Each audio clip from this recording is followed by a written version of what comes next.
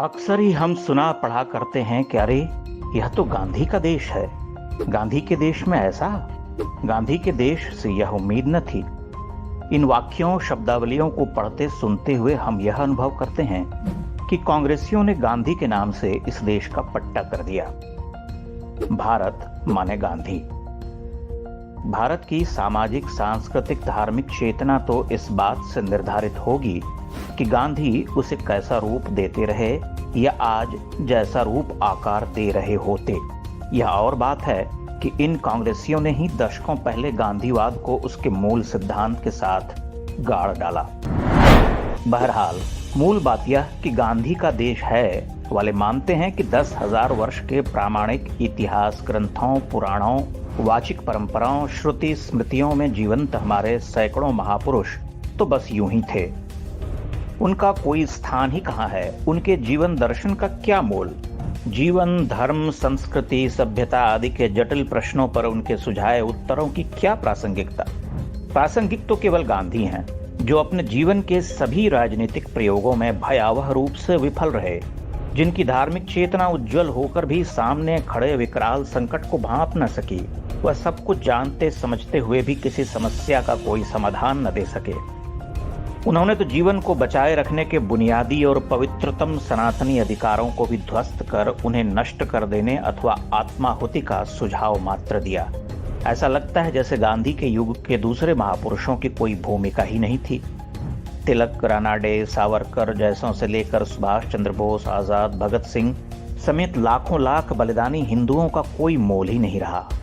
वह भारत के बारे में क्या सोचते थे, विकट परिस्थितियों में या संकट काल में उनके क्या विचार थे, उन सब का कोई मान ही नहीं।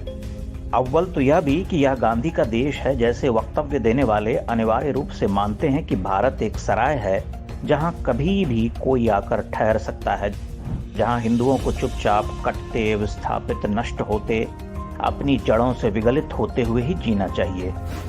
जिस क्षण हिंदू प्रतिकार करे, अपनी पुरखों की एकमात्र भूमि को बचाए रखने के लिए किसी विकराल सांप्रदायिक शक्ति का विरोध करे, उसी क्षण वह सांप्रदायिक या बर्बाद हो जाता है। उसके भीतर का गांधी मर जाता है।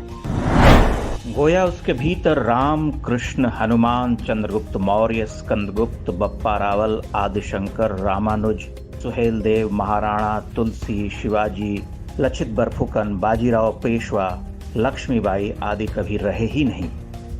ऐसी ही अनेकानेक विभूतियों, प्रतीक पुंजों की कभी कोई उपस्थिति थी ही नहीं। आश्चर्य यह कि जब इस उपमहाद्वीप के विभिन्न प्रांतों, क्षेत्रों में हिंदू उत्पीड़न, उनका दलन, बलात्कार, धर्मांतरण होता है, तब ये गांधीवादी चुप रहते हैं। तब तो यह अनिवार्य, अपरिहार्य रूप से अवश्य ही गांधी का देश रहा होता है। भला अपने ही देश में रहकर उसका अंग छेदन करने वालों, हिंदुओं को प्रताड़ित करने वालों पर गांधी कैसे बोलें? गांधीवादी तो तभी बोलते हैं जब अफगानिस्तान में भाईजान ही भाईजान को मारते हैं और मार खाकर भारत में घुसने को बेताब भाईजानों के लिए गांधीवादियों की छाती में दूध उमड़ाता है। गांधीवादी अहिंसा ने इस देश को जितना तोड़ा, धर्मच्युत किया, हिंदुओं को जितना निस्तेज, निर्लज्ज, पतित और कायर बनाया, उतना संपूर्ण विश्व सभ्यता में कभी कोई सिद्धांत किसी रेस या समाज को न तोड़ सका, न उस तरह से पतित बना सका। गांधी ने तो प्रतिकार की स्वतः स्फूर्त भावना या प्राण रक्षा के पवित्रतम अधिकारों का ही दलन कर दिया। इसलिए यह गांधी का देश है तो होगा, पर उससे बहुत पहले यह राम का देश है।